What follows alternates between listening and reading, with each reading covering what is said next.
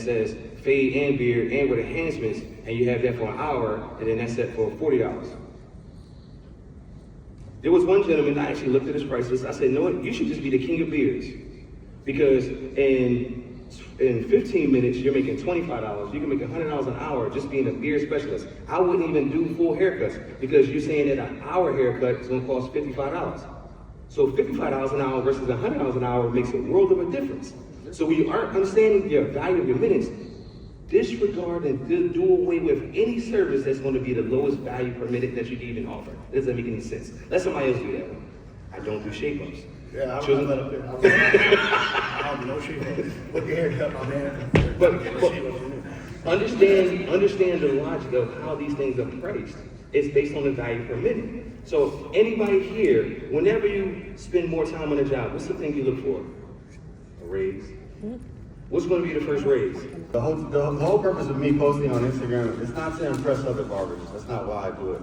I'm posting on the internet, and especially early in my career, more so to build clientele, right? So the whole thing, I'm marketing my haircuts. I don't care what a barber thinks about my cuts. I see the comment, I don't care about the comments.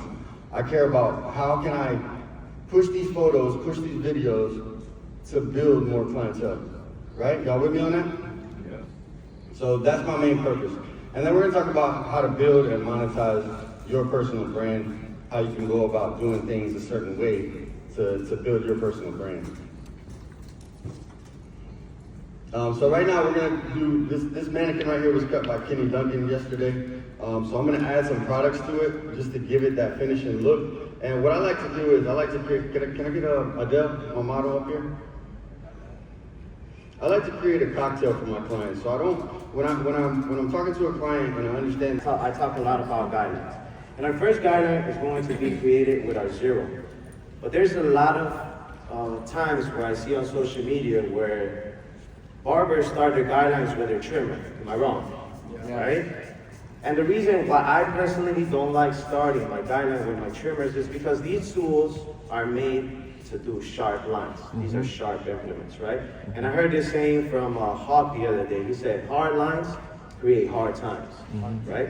So the less hard lines we do, the faster we're gonna get into the fade. So what I'm going to do today, I'm gonna initiate my first guideline with my clipper lever close, right? I'm gonna identify exactly where I can place that first guideline, and I think he has somewhat of a long neck, so I'm a lot of room to play. So what I'm gonna be following is 3 fingers of length where I can create that fade, right? So I'm more or less gonna place my first guideline right at the curvature of his neck. What I'm gonna do, lever close, that we could place